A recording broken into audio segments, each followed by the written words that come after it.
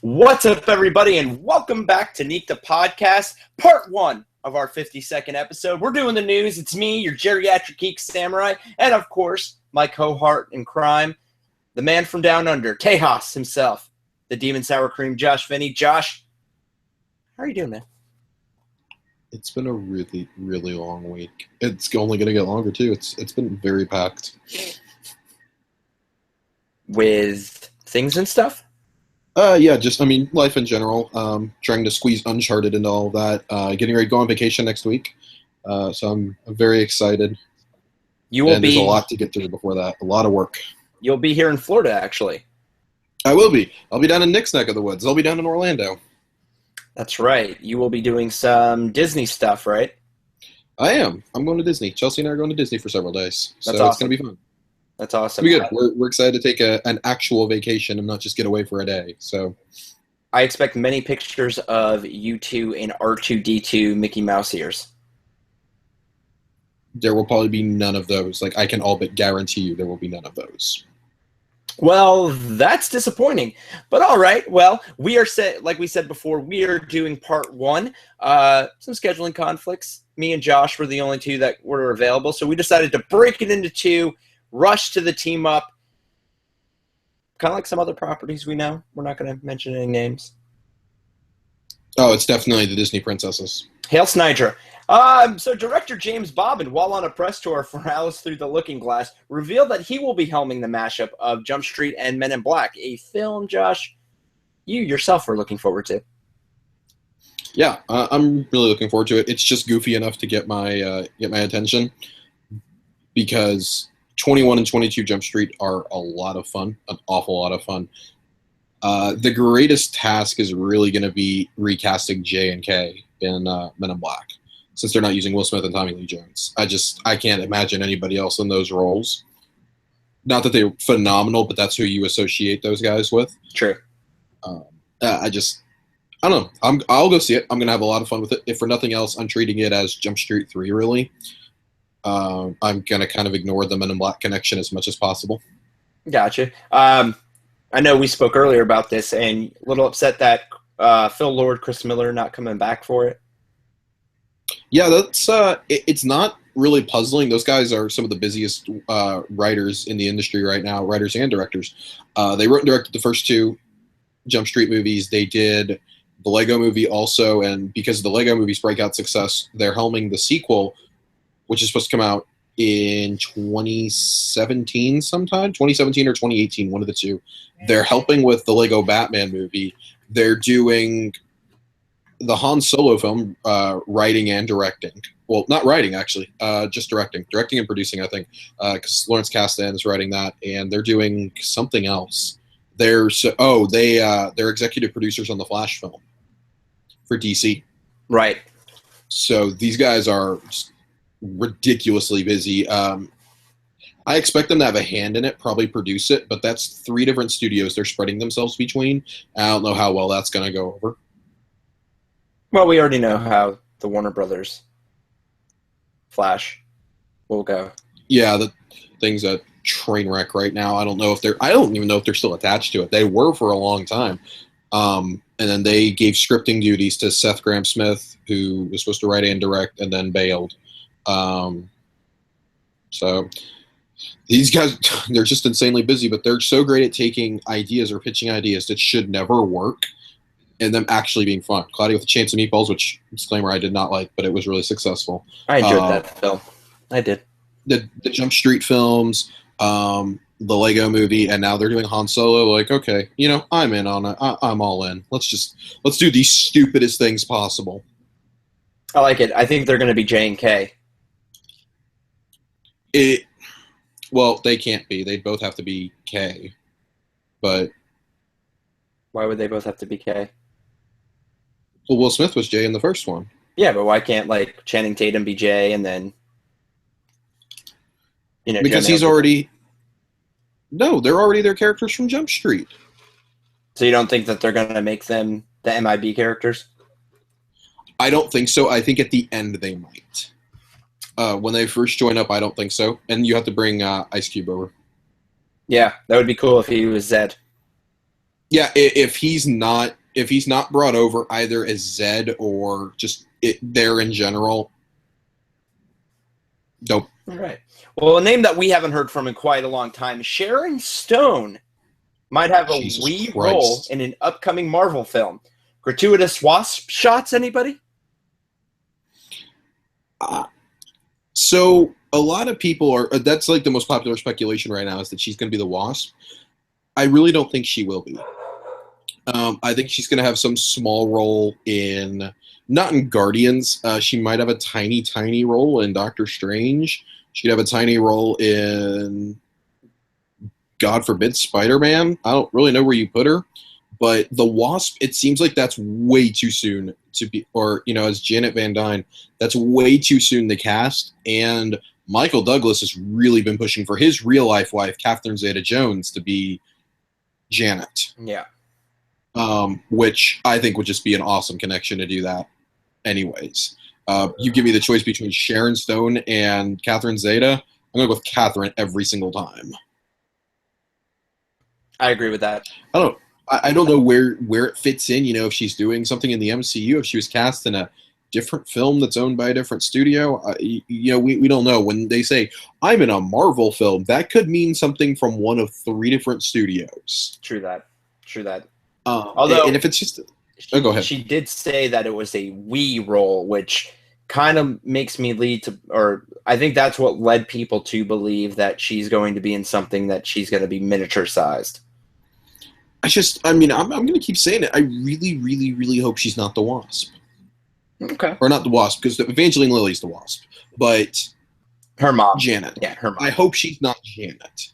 That doesn't feel right. Not just because, I want Catherine Zeta-Jones to be the role. It literally does not feel right to me that she would be Janet Van Dyne. From everything we know about Janet, she does not scream Janet Van Dyne to me. Plus, you never know, she might try to stab Michael Douglas during filming, because that's what happened. That's right. Yep. That's right. Yeah. That's what I was saying, gratuitous wasp shots, because gratuitous beaver shots, plenty in that film. Basic Instinct. It happened. Moving on, X-Men producer Simon Kinberg confirmed another X-Men movie, and this one will be set in the 90s. Will there be mutants with slap bracelets, and can we get one of them wearing the 90s cartoon t-shirt?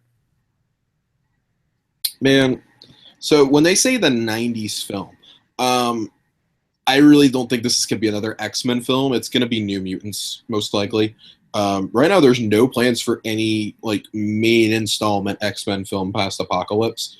They would just do the New Mutants, and then just a couple of hours ago, it was reported that Professor Xavier is going to be in it. Well, I didn't read the report far enough to see if it was Stewart or McAvoy. I'm pretty sure it would be McAvoy at this point. He's just going to take over at this point. I think Patrick Stewart's last one is going to be Wolverine 3. Yeah.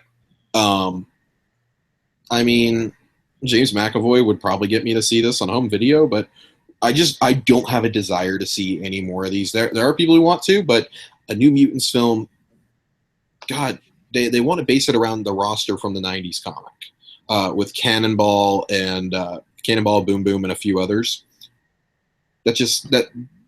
Nothing about that is even remotely interesting to me. That's a virtual list of where are they now characters. Literally, seriously, if you're going to do this, show Cyclops, Jean, Storm, show them after the events of Apocalypse. Have the movie focused on those 3. Bring in some of your shitty little side characters. Have Beast still running around. Nicholas Hoult, I'm sure, would be up for another one. But why? And then depending on what they do with Angel in this one and Psylocke and stuff, you could bring them in. You have a whole roster already assembled. Just call it New Mutants. If it had those characters as the lead characters, I probably would have a desire to see it. Just right now, there's no interest. Well, later on, we're going to talk about that, but we're going to move on to Arsenal. One of our favorites, Colton Haynes, will be coming back for a few episodes of Arrow's 5th season.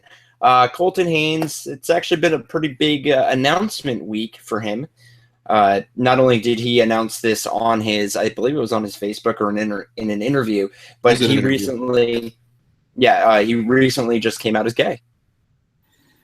Yeah. His presence has been really missed since he left during the third season, Definitely. and it was not by his choice either. Um, the producers, from everything we were able to figure out, basically told him your arc is coming to an end, and they brought him back a few times already. And they're going to bring him back for a longer stint in season 5, I guess, but he won't be a series regular. It's really confusing. I think they realized like the viewership kind of dropped off. I know he was my favorite character on the show personally, outside of obviously Stephen Amell as Oliver Queen, but Diggle. I like Diggle. It's just when it comes down to who I want to see in action, more Arsenal, like Definitely. every time. I really like the arc they took him on in the show, but God, give him something interesting to do, please. Well, he was one of those, that was one of the, what was it, season 2? Did they cut him out, or 3? 3.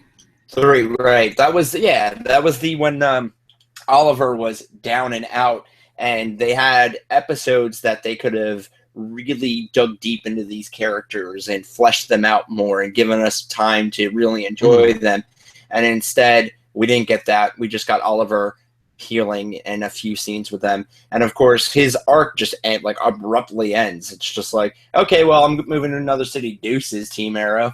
Well, I mean, there were a lot of rumors that he was taking a role on another show.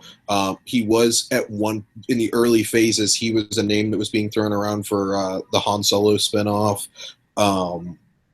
Thank God that didn't come to pass. I have nothing against him as an actor, but he's not Han Solo.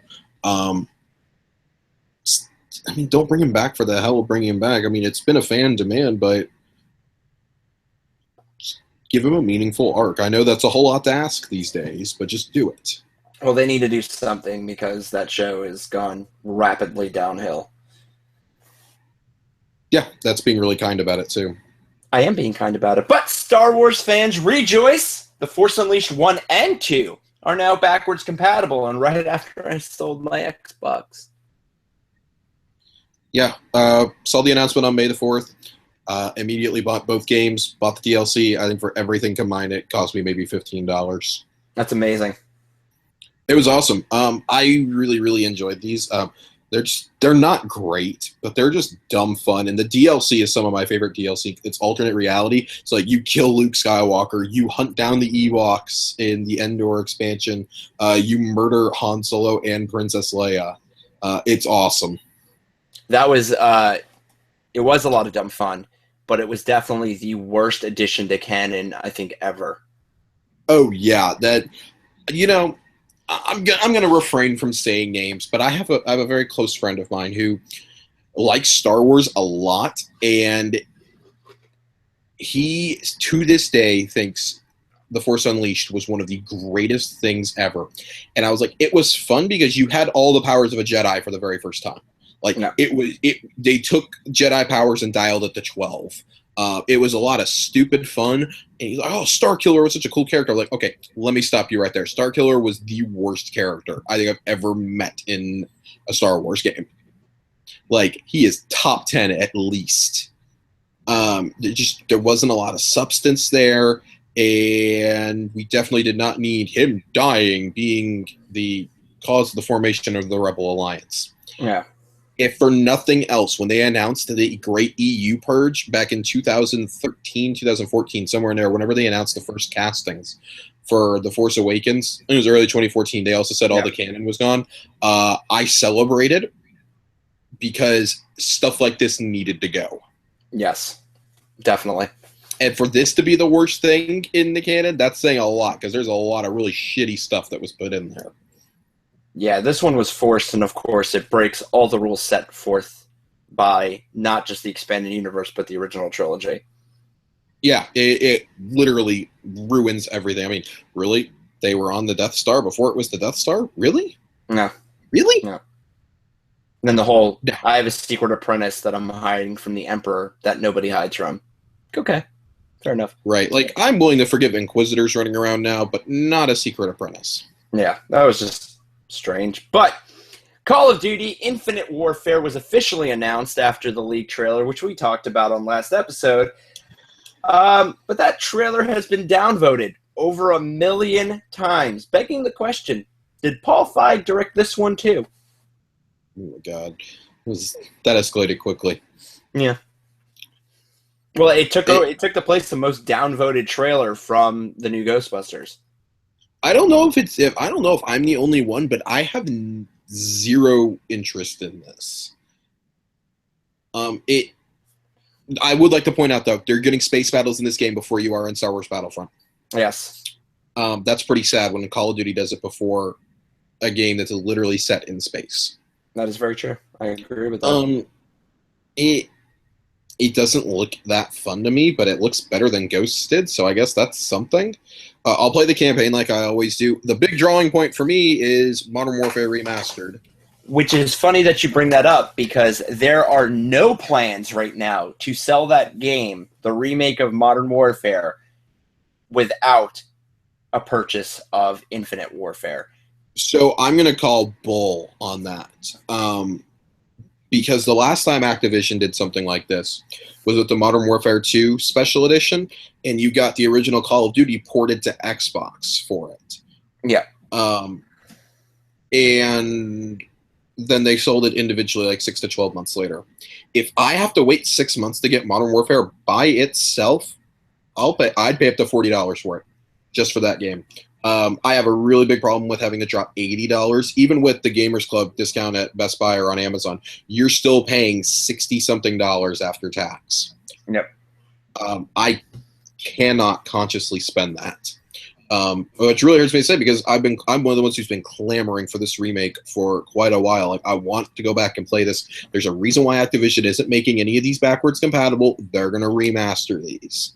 And they're going to see how many sales they can get first, and then they'll decide, oh, we're going to sell it individually too to get everyone else.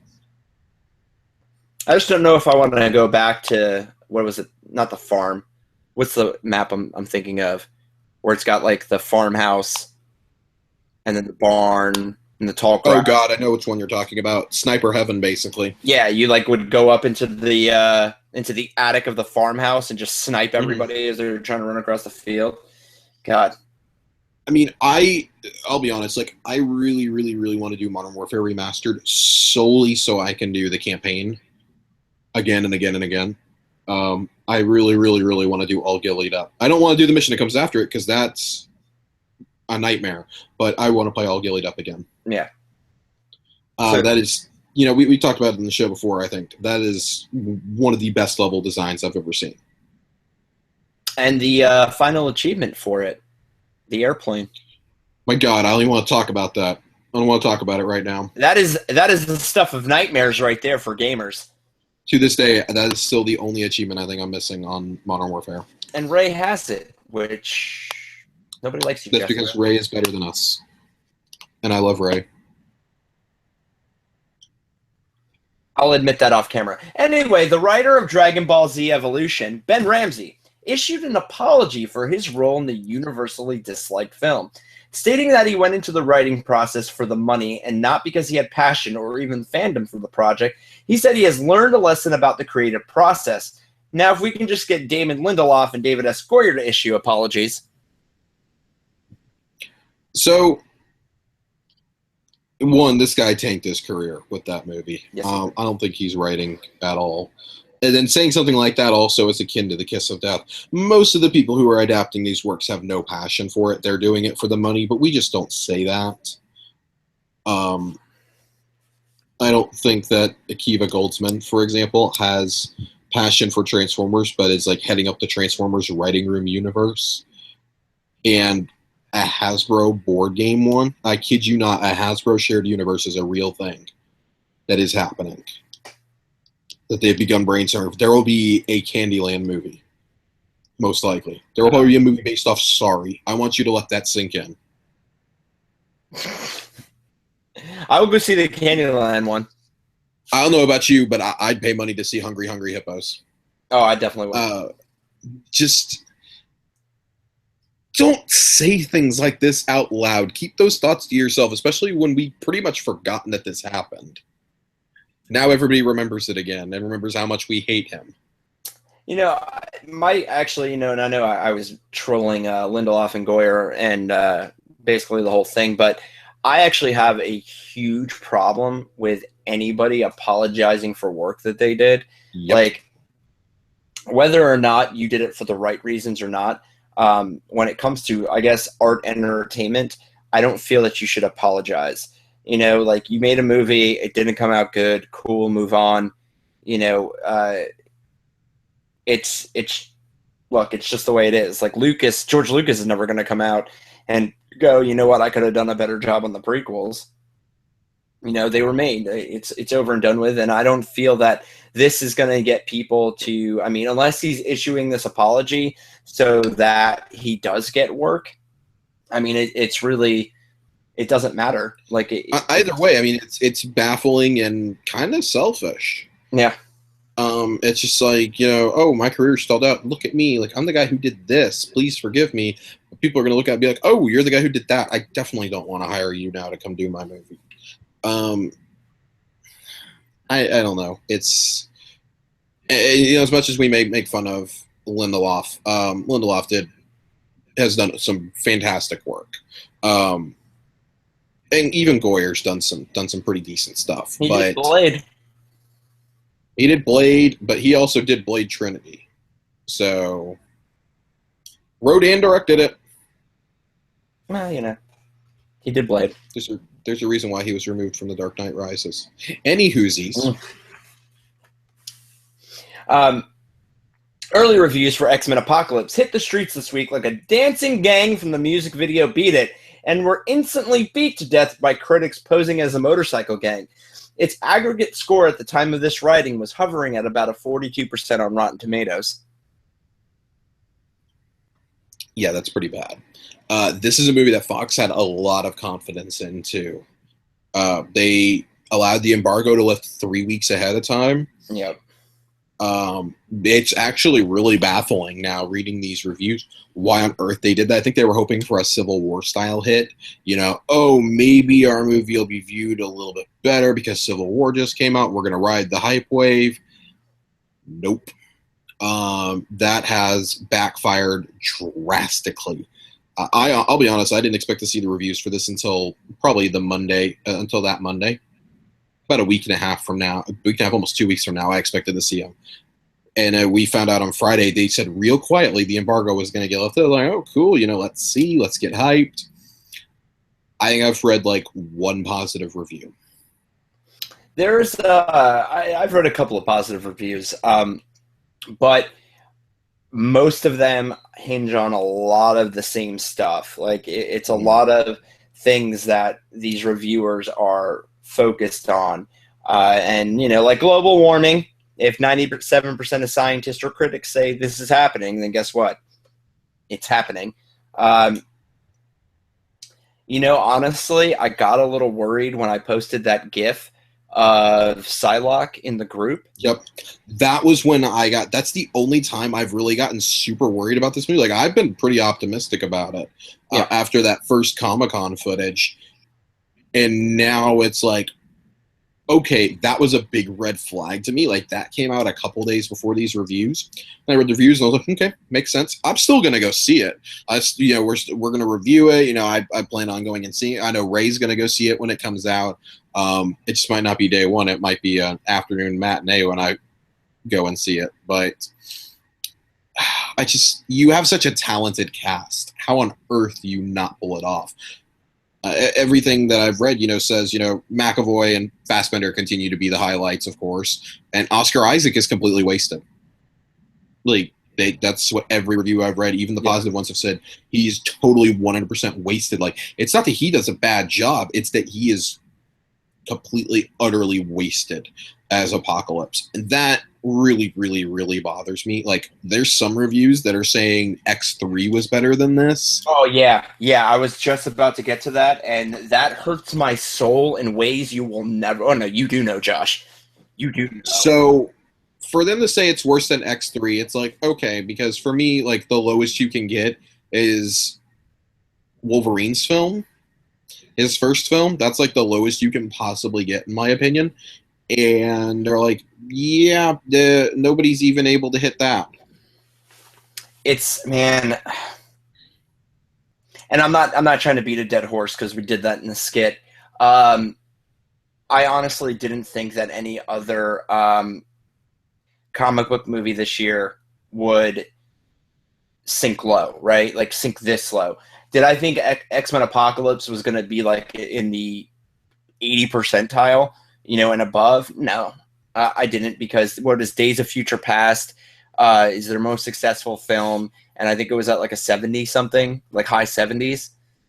It was high 70s, low 80s. 80s, right? It's got really good reviews. Yeah, and that, yeah, I mean, it had good reviews especially for that series. It was good reviews, So I was like, okay, man, maybe they take a step back because they're doing this huge piece and they've never done anything quite this large before. Days of Future Past was a big film, sure, but Apocalypse is like, to the end. Holy shit, we were both wrong. It's got a 91. Does it? Oh, wow. So this is actually even worse.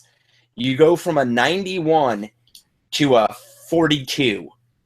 I could understand like a 10-point drop off because of you have an expanded cast, right? Dealing with much bigger themes. Okay, cool. But 42, like, I don't know, man. I don't know. I don't even know what to say. Like, I'm gonna go see it. Like you said, we're gonna review it. Of course, we review all these films, but it's, man, I think the problem that I see with this is that the X-Men movies have never been very huge financially, right? Like Days of Future Past was the most successful X-Men movie, and that's not counting Deadpool, obviously. But, and that's at a 91, and it didn't even break into, what was it, like $714 million worldwide? I really don't know. I think I remember we talked about it when we talked about Deadpool breaking that record. It's about $714 million, and that's a 91, right? At 42, do we think that this film is going to even be worth it mentioning? Go ahead and rephrase that for me. Like, all right, think about it like this, right? At 91 aggregate score, right? Days of Future Past made about $714 million. X-Men, out of all the comic book movies, has always been the low-tier series. Right. I mean, at a certain point, you have to start wondering. Yeah, I mean, obviously they're going to run this into the ground as much as they can. It's going to take a couple movies making like 200 or 300 mil for them to decide they're going to stop.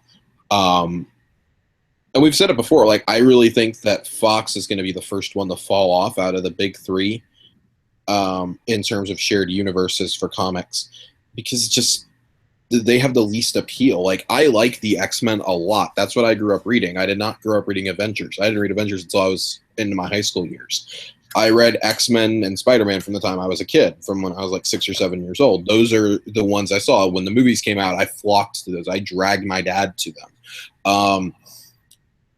To see the X-Men the way they've been on screen, and I'm not saying, oh, we need to run around the the goofy ass costumes. I don't care. Like the black leather suits, okay. Like, I've never read too much into that. I really couldn't care less. God, get some characterization in these people. The only one who's even developed is Wolverine. He's him, and then Professor Xavier and Magneto. Like, so you have 3 characters that have been developed like fully in these movies, and that's it. They really struck gold and got lucky, I think, with First Class when they cast McAvoy and Fassbender. Had they miscast those roles, we would not be seeing Apocalypse right now. You know what this film, or the X-Men, the film series, actually needs, and I can't believe I'm going to say this. Jubilee. Okay, I want you to take your headphones off and go drown yourself in your toilet. No, Josh. You said you couldn't believe you were going to say it. I thought it was perfectly plausible. It's never a plausible answer, Finney. Never.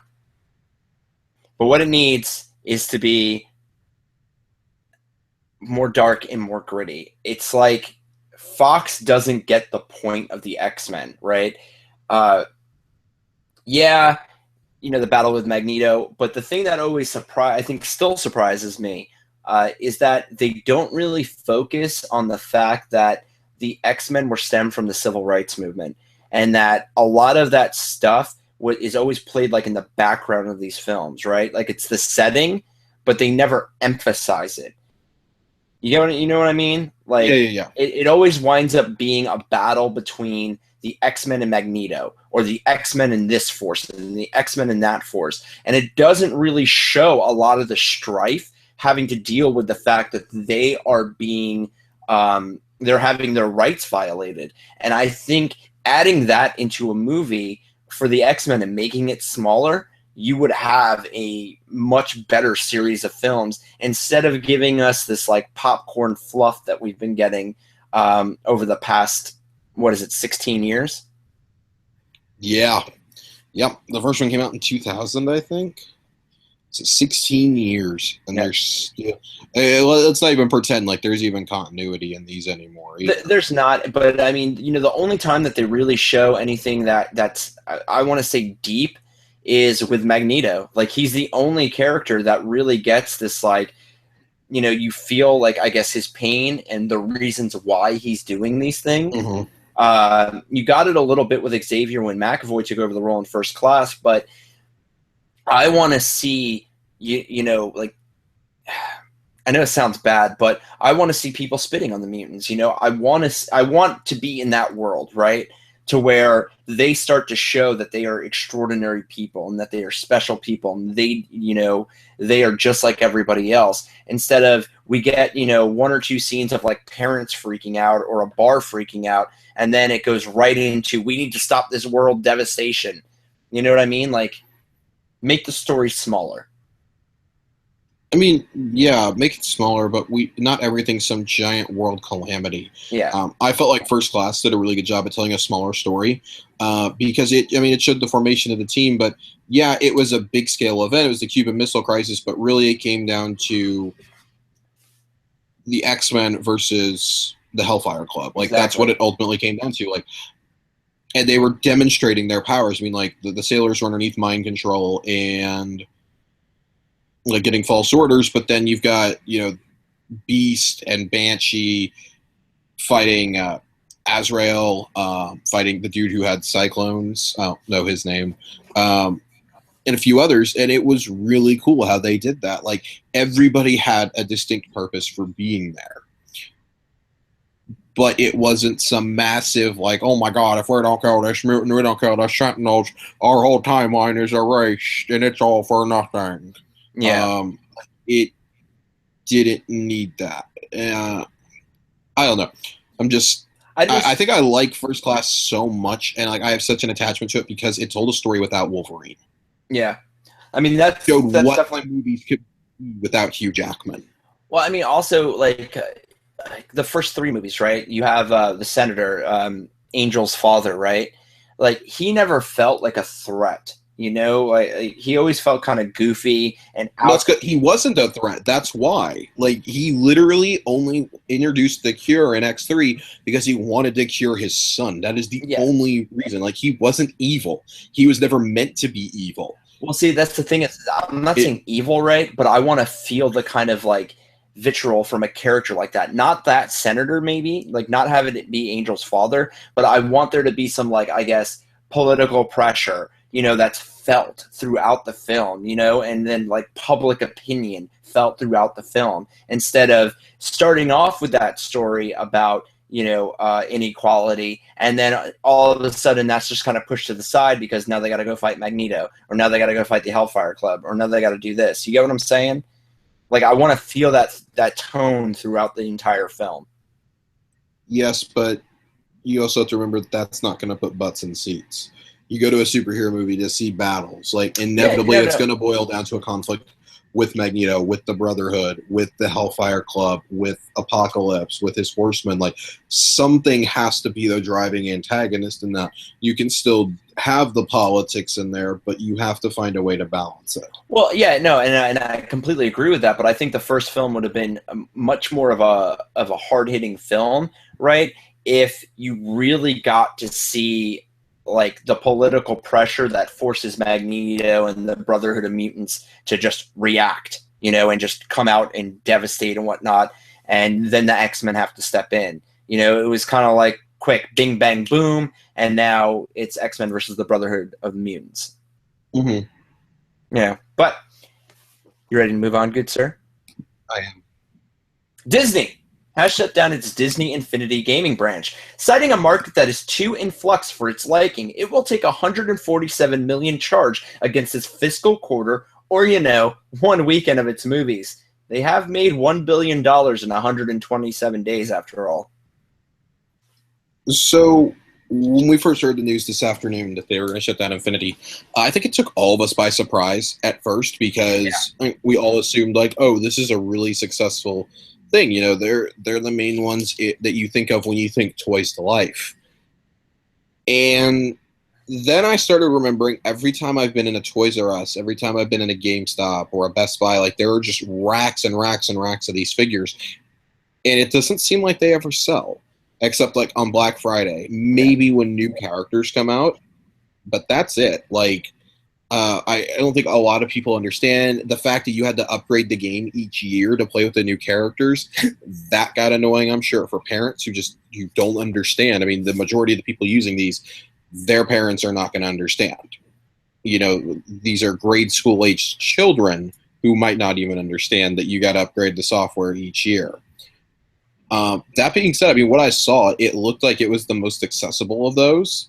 Sure. I mean, LEGO Dimensions kind of came in last year and stole that thunder, but it was definitely a cheaper alternative to it. What other game can you run around playing as Black Panther or as Spider-Man and have, like, Stitch or Buzz Lightyear in your game?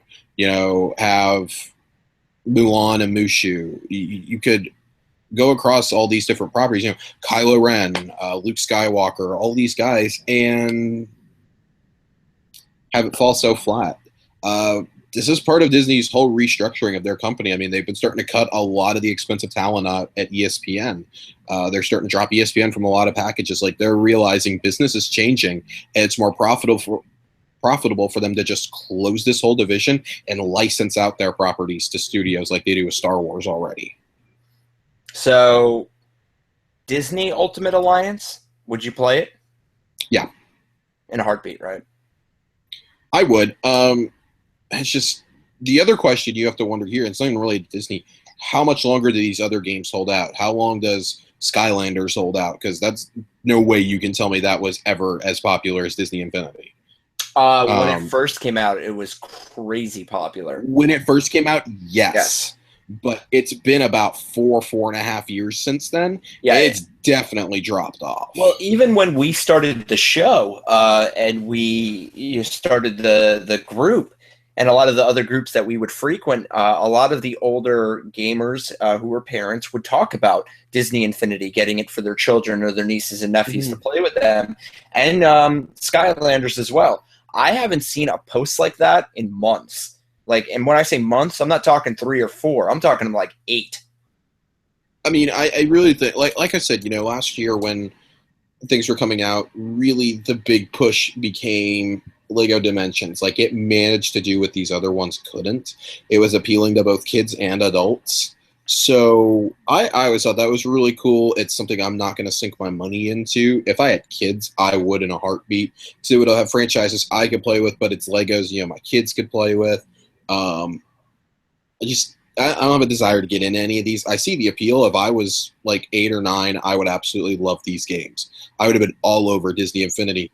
The only positive that comes out of this is when they hit the clearance rack, I can finally go buy the Kylo Ren and Black Panther amiibo. Yeah. That'd be cool. I'd like that. Well, Josh, one of your favorite actors, Bryan Cranston, is returning to television in a 10-part anthology series called Electric Dreams, The World of Philip K. Dick, based on the author's short stories. Each episode will be a different story, and it is being produced by Channel 4 in the United Kingdom. One thing is for certain, no one has a chance in hell in winning an Emmy for Best Actor that year. I'm still bitter about True Detective. So, yeah, I'm really excited for this. I like anything Bryan Cranston is in. There's really not much to say. Like, the short stories of Philip K. Dick, okay, that's kind of appealing to me, I guess. I'm just really curious to see how they adapt those, because a lot of his stories are really, really hard to bring to the big screen. Yeah. The Man in the High Castle took ages to adapt. Scanner Darkly took quite a long time to get. It's a weird movie. Yeah, they're really weird. They're good. They're both good adaptations, but they're weird. Robert Downey Jr. in that film, actually. Yeah, and Man in the High Castle is Amazon's best series by far. I still have to watch that. Cranston. I love him. I'll obviously watch anything with him. I'm very curious to see where they air this at in the U.S. That's a good question.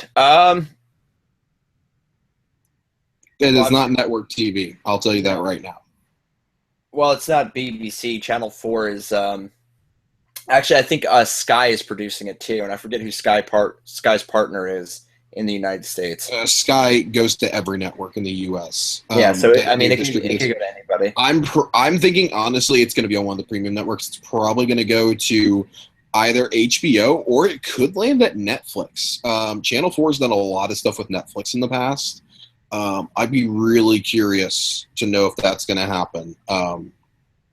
We'll see. Another one they partnered with is AMC, I think. But this is definitely something that's going to be on one of the either cable or on premium. It's only 10 episodes, so it's a mini-series technically. Yeah. Should be really exciting to see. And he's got another series coming out really soon, starting in June, where he plays LBJ and Anthony Mackie plays Martin Luther King. Huh. That's going to be really exciting to see. Well, we love Anthony Mackie on this show. Yes, we do. We do. You love Bryan Cranston. I do love Bryan Cranston. All of his Emmys were well deserved. I hate you. Yeah, well, blame HBO for not entering True Detective in miniseries. I refuse. I only blame Bryan. Bastard's so good at what he does. Sci-Fi has ordered to pilot the long-gestating Krypton. The show will be about Superman's grandfather on the planet Krypton as the House of El is shamed, and he fights for its honor and saving Krypton from chaos. The pilot was scripted by David S. Goyer and Ian Goldberg, who wrote for Once Upon a Time in the Sarah Connor Chronicles, the dynamic duo of writing right there.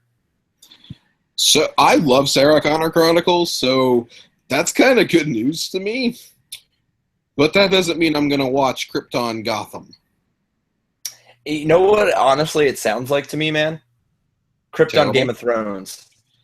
No. Yes. That's an insult to Game of Thrones. No, but that's what it sounds like. It might even be an insult to Krypton. Right? His house is shamed, okay? So it's political, right? And he's got to stop chaos. Does that not sound like Jon fucking Snow? I don't know, because I don't watch Game of Thrones. It sounds like Jon Snow. His house is shamed, and he's got to stop the White Walkers from coming. Winter is coming. Krypton is coming. You have problems, and I'm not going to stop. Listen to this news section are going to be like, oh my god, it is Krypton Game of Thrones. I don't think they are. It's not going to be as smart as Game of Thrones. It's not going to be anything related to Game of Thrones. This is the most unexcited I've ever been for a show based off one of the properties that we like. Like, I cannot hide my disdain ever for this show. Why does this even exist? Why is this connected to the DCCU? This literally has no importance. This is like if they tried connecting Gotham to the DCCU, which would still make more sense than this. Yes, it would, because as far as we know in the two movies, every damn villain is still alive. Yeah, right. As far as we know in the two movies we've been shown, Superman has no sort of knowledge of any of the history of Krypton. He was a baby. Yeah, I mean, it's not like it's the Donner films where the shuttle taught him, like the history of the universe and things like that. So I guess I don't even know how to get people amped for this. It's kind of like could be a show on any planet in any era in any brand. I mean, the only way I'm okay with this is if Russell Crowe makes a gratuitous cameo, punching everybody in the face. Yes, and like he just punches, giving his Maximus Decimus Meridius speech. I guess it'd be cool to see the civilization of Krypton. Nope. Maybe the city of Kandark. Not even a little bit. They're not going to have superpowers because it's on Krypton with the red sun. I mean, Yep, this is the most uninteresting thing I've ever heard. Nope. yeah. And you know how big of a fan of Superman I am. I Yeah, wish but Ray would. I don't think you're a fan of his granddaddy. I don't even know his granddaddy's name, and I'm sure I've read it several It's times. Bob. It's gonna be Bob. Bob Watch. L. It's Bob L. Bob, Bob L. Bobby They L. watched Titan AE before they went into the writers' room. You hear someone on Krypton, "Hey, Bobby!" Oh my God, you just went too far.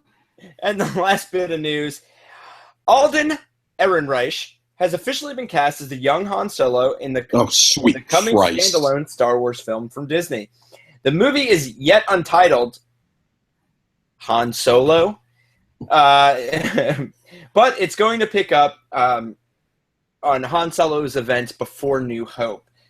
No release date. Release date is set for it, isn't it?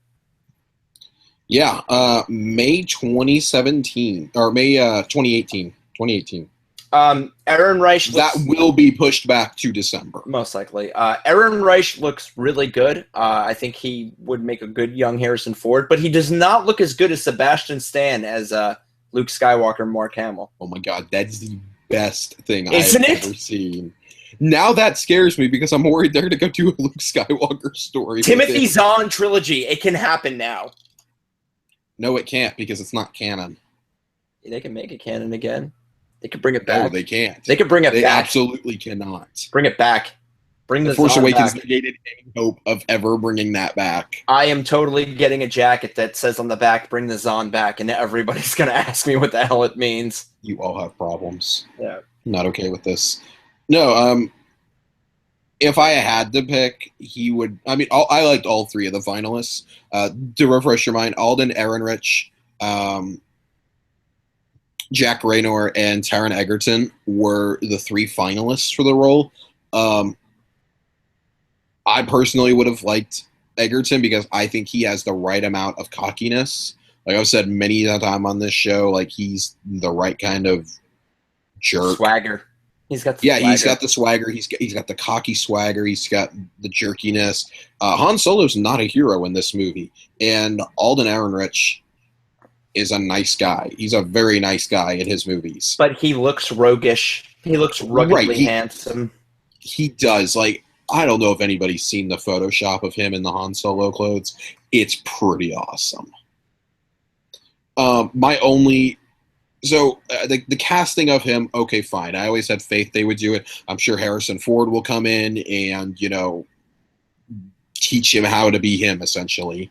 Put him through acting school. The only way that this works, still in my opinion, is through flashbacks. If Harrison Ford is, like, narrating the story, say he's telling the story to a young Ben Solo, or even they cut to the events while they're on the Millennium Falcon. He's telling Rey and Finn a story, or even Finn a story on the way to Starkiller Base. Like, there's so many different plot ways you could tell this. Yeah. And I feel like you have to have Harrison Ford's presence in that movie somehow. Otherwise it doesn't work. So, okay, cool. We've got him. Now the question moves to, who are they casting as Lando Calrissian? It's a good question. Michael B. Jordan. That would be a good one. Donald Glover. Donald Glover, I would rather see. No offense to Michael B. Jordan. I like him, but I think Donald B. Glover could pull off the little mustache. Donald B. Glover. Donald, you just got a new middle initial. Did I call him? What did I call him? You called him Donald B. Glover. His middle initial is B. Is it really? I think so. I don't think it is. Wikipedia will settle this. Yeah, we're settling this right now. Here. And if not, it's going to be for the Beano and Childish Gambino. No getting out of this. Nope. Donald M. Glover. His parents misnamed him. It's B. It's not. No, just to me, I've said many times, it's when you're seeing Han Solo become Han Solo, we have to see how he becomes that. if you're going to do this movie, you have to show how he becomes a rogue. Like, he can't really be like that before the movie starts, in my opinion. Like, I think it would be really cool. You show him starting off in the Imperial Navy, freeing Chewbacca, because Chewbacca was a slave on one of the ships, and then them coming across Lando and make it into a heist movie. They fall in with Jabba the Hutt for the first time. They cross paths with Boba Fett, with IG-88, with Dengar. Like, there's so much cool. There actually is some really cool things you could do with this. And I really hope that they do, because Lawrence Kasdan has said this is his final movie in the universe, but that he actually begged Lucasfilm to make this. Like, he said, I have to make this. Like, I have an amazing idea that will work, and I have to do it. And I mean, to me, the definitive version of Han Solo has always been the version in Empire. That's where he says most conflicted. He's not a rogue, but he's not a hero. And the romance with Princess Leia, and Lawrence Kasdan wrote that. So I don't know. Like, I really think he could pull it off. If anybody was writing it, that's the only person I would want to write it. Someone who intimately understands this character and wrote his two best performances, Empire and The Force Awakens. Truth. So it actually could end up being really good, or it could be really crappy. Either way, this looks like it will probably be the first miss since they bought the universe. But I've said that about Marvel for years, saying, oh, this is going to be such a crappy film. Like, why are they doing this? Why on earth are you doing this? And oh my God, that was awesome. So you never know. That's true. That is true. Tom Hardy, Boba Fett, believe the rumors?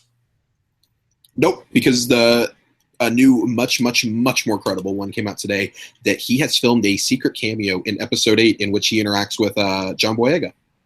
Nice. That he will be a stormtrooper. So people are starting to wonder if this is becoming a recurring gag in each film. Get a very well-known British actor to be a stormtrooper. That would be cool. And have dialogue. That's I saw that kicked up on either Twitter or on Reddit, somebody saying that. But the rumor that came out came from the site Making Star Wars. They leaked a bunch of really credible Episode 7 stuff. I went back and read a lot of the stuff they leaked, and for 2.5 years, they were extremely credible on everything. So I'm very inclined to believe that he is that. Supposedly he recognizes Finn, like when he comes across him, and they share a brief moment of dialogue. I would flip my shit if he turns to Finn and goes, is there any gasoline on Tatooine? Or Jakku, I would die.